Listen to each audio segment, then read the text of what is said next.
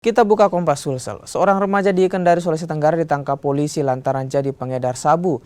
Polisi menyita setengah kilogram sabu sebagai barang bukti.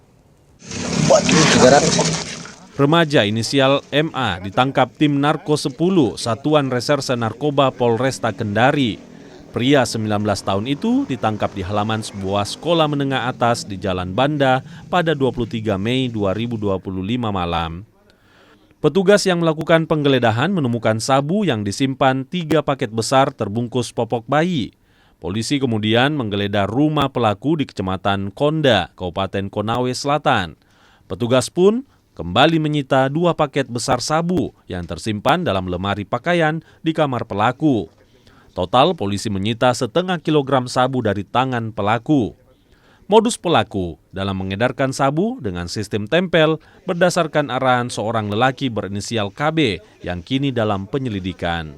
Di bahwa sering terjadinya di transaksi di daerah Ponggolaka, di tepatnya di seputaran SMA.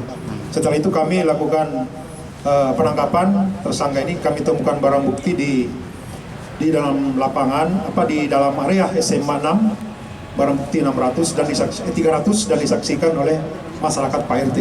Setelah kami interogasi, kami kembangkan di Kelurahan Gonda, di rumahnya masih ada paket sekitar 200 gram lebih. Seperti itu. Pelaku ditahan di ruang tahanan Polresta Kendari dan terancam hukuman penjara minimal 5 tahun berdasarkan Undang-Undang tentang Narkotika.